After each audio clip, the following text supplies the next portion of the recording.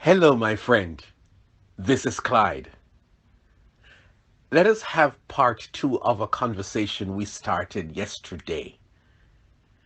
Let me read from Luke 15. But while he, the son, was still a long way off, his father saw him and was filled with compassion for him. He ran to his son, threw his arms around him, and kissed him. And let us have a feast and celebrate. For this son of mine was dead and is alive again. He was lost and is found. So they began to celebrate. Unbelievable. Awesome.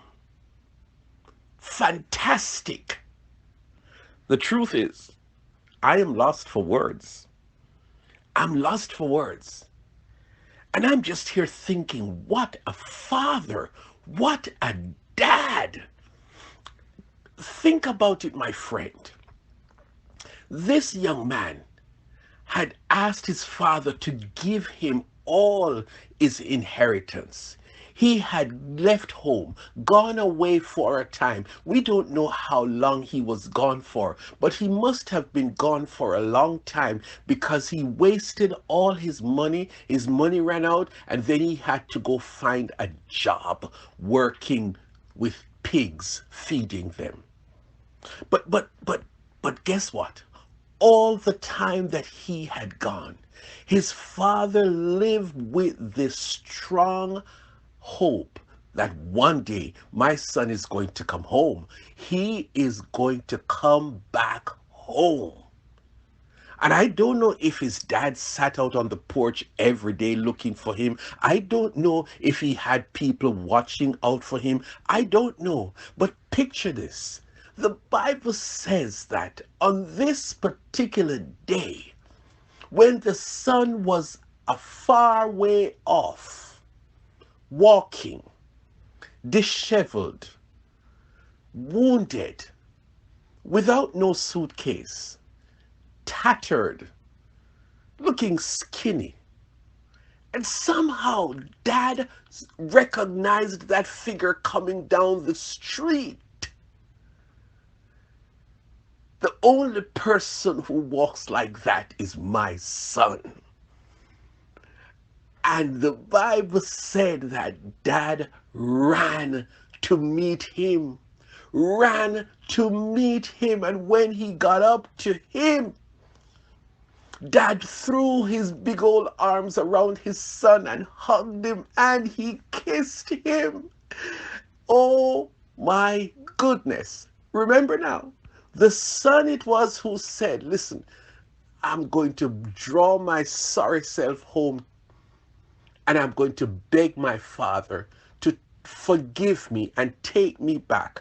Take me back as a servant because I'm not worthy to be called his son. That was what the son had in mind as he came down the road heading slowly towards his father.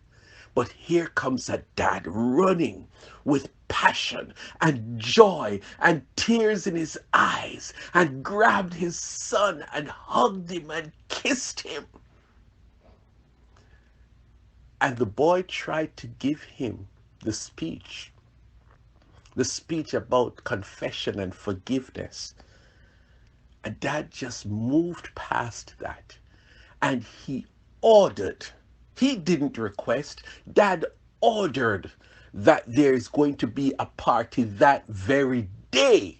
He told the servants, clean up my son, put on the best designer clothes on him because there's going to be a party. Make sure we have the finest food prepared in record time. We are going to have a party. Listen to the language. Dad said, for this, my son, what you are seeing on the outside, I know it looks bad, but on the inside, this is my son who was dead. And today he is alive again. My son who was lost and is now found. That could be you. That could be you, my friend. God, your Father, is waiting patiently for you to come home.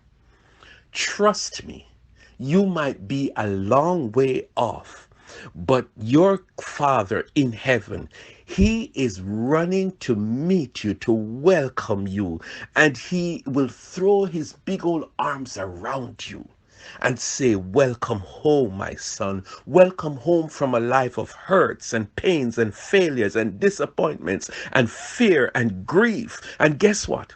God would be so excited that He will order a celebration. Why? Because He loves you so much. He will not give up, my friend, until you come home. Until you come home to a Father who loves you and will forgive you and restore you to a place where you belong. Bring you back into a brand new father-son relationship. Do not wait any longer.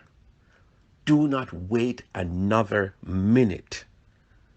Come back home to your Father, and you will hear the sweetest words.